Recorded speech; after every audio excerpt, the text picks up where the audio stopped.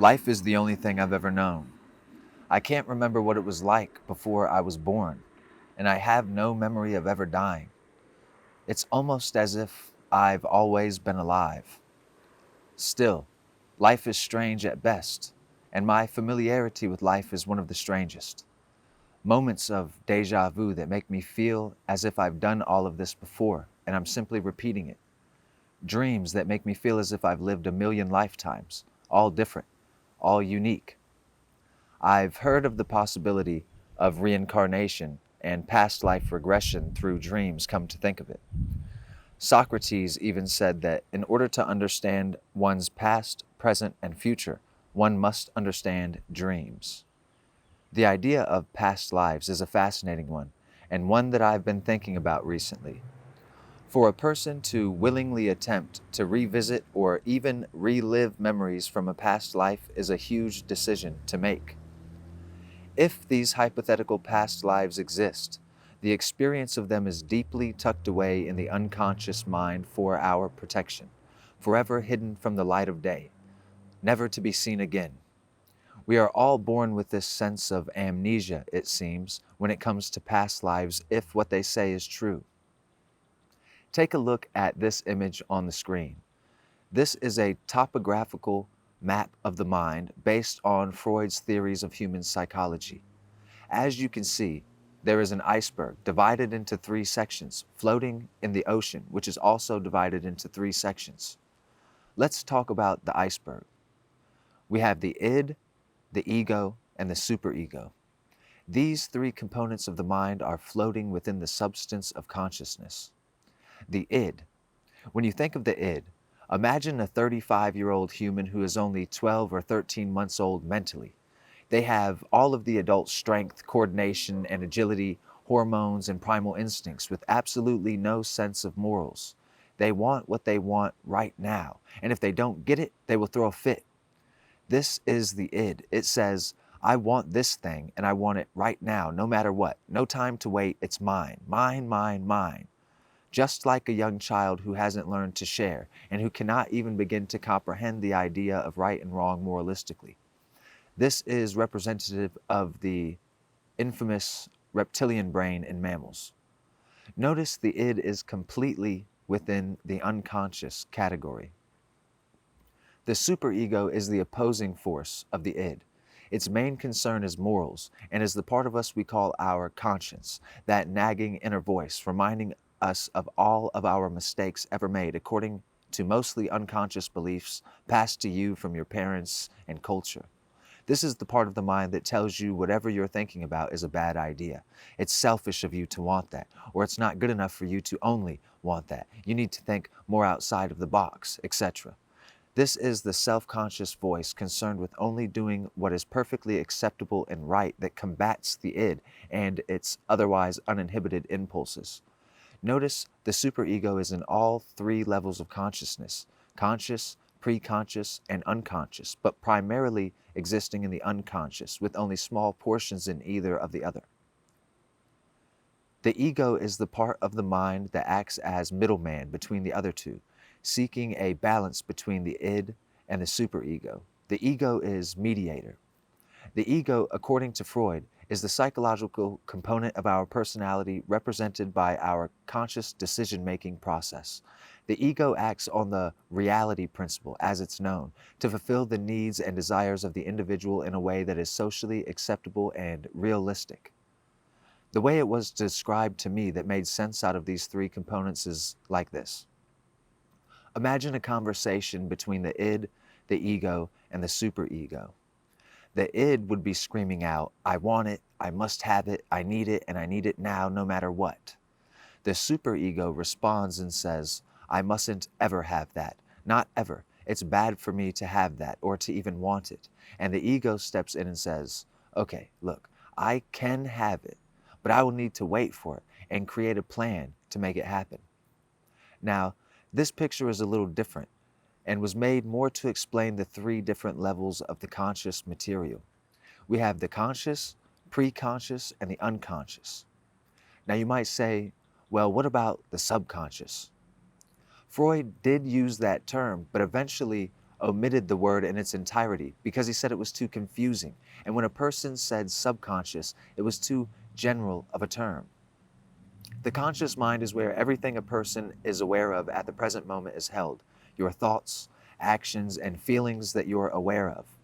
The preconscious is where the memories and stored knowledge are held.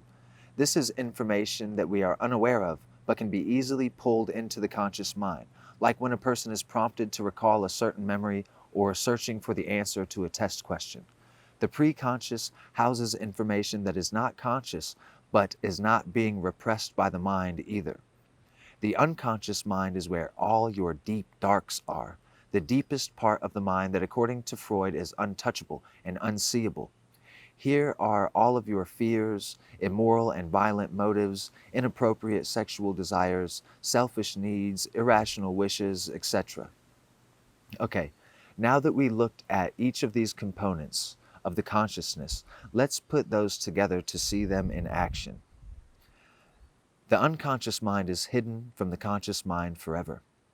These two sections of consciousness are separated by the preconscious, which is like a filter or a screen between the conscious and the unconscious, allowing bits of the unconscious to be filtered and passed through the preconscious, through your memories and stored knowledge, to deliver a person key insights into what lays beneath in the deep water. So you won't directly contact your unconscious mind, but you can follow the breadcrumbs, basically. Now, why is it that a person cannot reach into their own unconscious? Well, first off, it's unconscious. Second, according to Freud, a true dip in the unconscious could do irreparable damage. In your unconscious lies all of your greatest traumas and fears. The first time you were damaged as an infant, traumatized. If you were to go back to the first time your parents ever yelled at you as a baby, it might mess you up. If you were to experience directly these kinds of experiences, this means mentally you would regress to being 12 months old. You would have to literally become the baby again in your mind, and this wouldn't be great for most people. So you're only able to experience memories that grant insight into these things, but not able to actually touch them and relive them themselves. Do you find it strange that each of us seems to be born with some sense of amnesia? How is it that we can be born into a brand new world that we've never been to before or know anything about and live a whole life without knowing anything about what happened before this life or what happens after? Is it that we are each brand new to planet Earth, living our first and last life right now, right here? Or have we all lived many lives, each of which are stored deeply in the unconscious realms of the mind, unable to be seen directly, but able to be felt like a distant memory, like a resonance in the soul of an individual? If the first is true, like the Bible says, it has been appointed to man one time to live, one time to die, and then judgment. This alludes to an afterlife, and if this is the case, I prefer to not even think about the afterlife so I don't mess it up. Imagine a world where everyone loved Jell-O and ate it all of the time, but you secretly hated Jell-O, but you ate it anyway just because other people said it was good. Then you die while still fake loving Jell-O. You make it to the afterlife and all there is to eat is Jell-O. Now, this was supposed to be your heaven and now has been made into your hell. So I just concentrate on me and try to be the best me that I can be so I don't end up in the wrong place. I don't seek reward or punishment from the afterlife, only what I deserve from a just God. Now, if the latter is true, and I'm living many, many lives, one after another, all in an attempt to evolve in every way, mentally, emotionally, and spiritually, then I'm actually immortal, never truly dying. The fact that I have no recollection of the direct reincarnation cycle, i.e., remembering my soul leaving my body and going to the Milky Way galaxy to be nourished until making the eventual trip through the universe to be reincarnated into another body, I don't remember that happening. This is the amnesia I mentioned. This lack of memory is what allows me to say that if past lives have been lived, then they have been stored in the deepest parts of the mind. Why? Imagine that you had the opportunity to take a new potion tonight before bed. This potion will put you into a deep, unconscious sleep where you will be able to relive an entire life and return back to waking life with the experience still intact now in the conscious mind. You will have lived a long and full life with parents and siblings and eventually a partner and children of your own. You will have friends. You will have loved and lost, laughed and cried, felt hurt and joy in this life in its fullness. Imagine the pain and anguish this will cause yourself, bringing this experience to the surface of the conscious mind. Trapped in this body, unable to get back to that life you just lived, your parents, your children, your friends. You would split the mind in two. You would be the you that you are right now in this life, as well as another life, trapped within this body that is longing for a reunion with its proper timeline. It belongs in the unconscious, where it is stored naturally.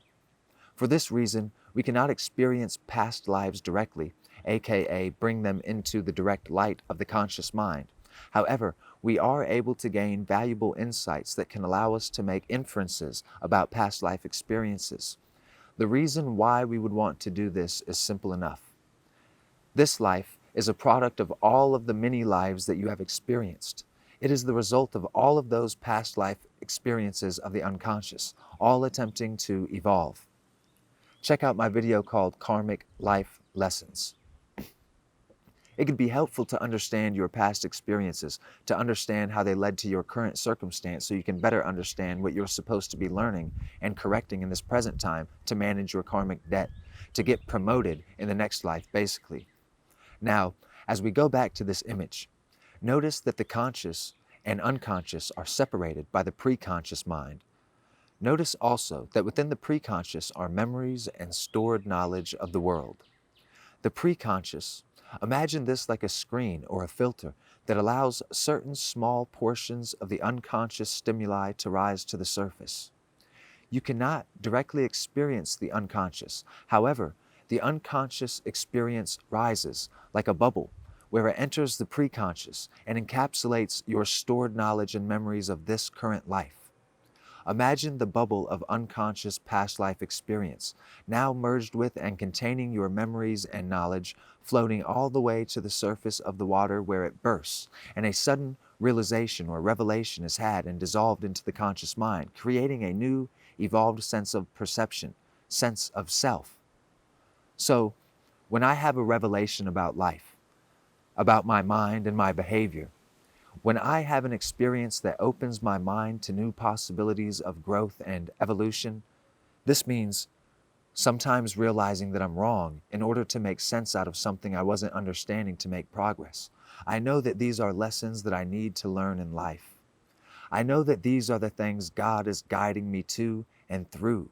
These are my reminders from the universe, distant memories, stories of a past life. This is what I will leave you with. This picture. See the sun. This is the source, burning, distant, bright, and hot. The light of truth. The source of consciousness is self, creating, sustaining, preserving, destroying, and beginning again. The sun warms our seas, stirs our atmosphere, generates our weather patterns, and gives energy to the growing green plants that provide food and oxygen for life on Earth. But that sun, that beaming light of truth, will inevitably melt what you are as the iceberg. The white, hot light of truth will dissolve you completely into the sea of consciousness itself. Until next time, I hope you continue to free your